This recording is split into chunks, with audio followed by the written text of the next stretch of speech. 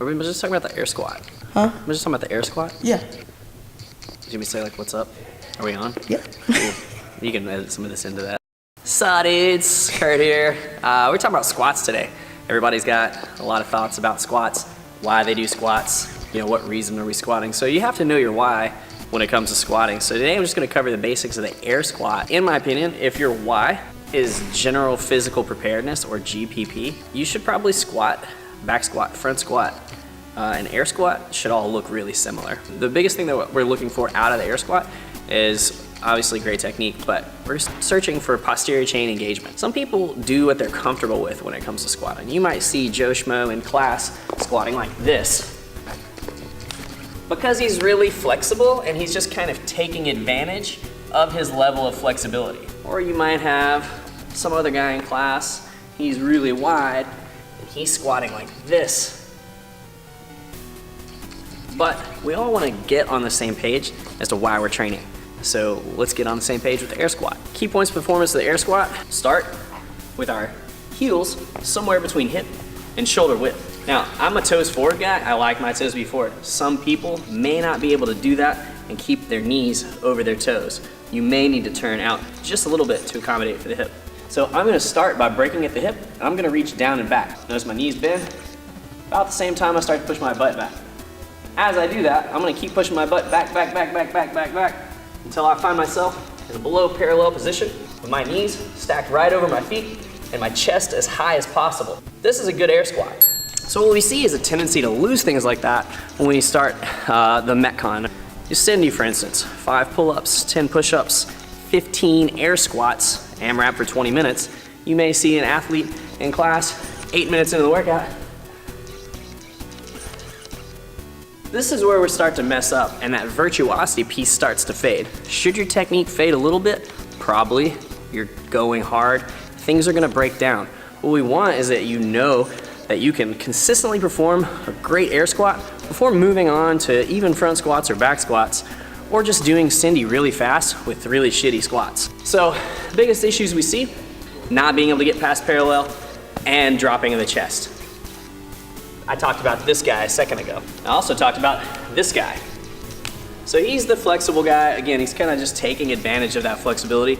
He's kind of missing the point as to why we teach the air squat the way that we teach it in CrossFit class.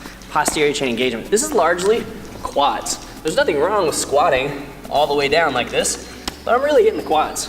Now, we're talking GPP. I want to be training for years and years and years and set myself up to be injury-free and strong down the road.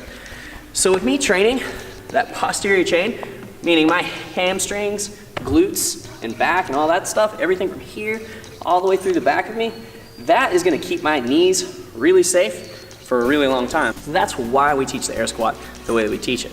As far as the chest falling, the best way to treat that, we kind of believe that these movements are restorative and rehabilitative in their nature. So you know what? Fight for it. Just keep fighting for it.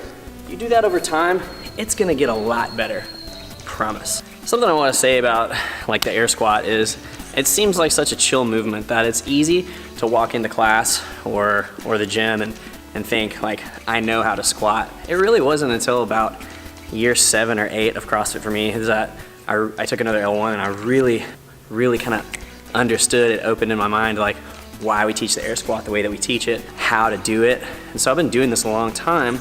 Not saying I've been doing bad air squats the entire time, but I'm really just now starting to get it. Don't blow it off because you feel like it's an easy movement to perform. Always approach your class with a white belt mentality. Always be trying to learn and discover something. And don't leave the fundamentals, you know, off the board. So if you have trouble, you know, finding your target, the medicine ball is generally a good target for most people. I said, kind of getting in front of it, taking a little bit, you know, a little half step forward, just fighting for that, fighting for that, fighting for that.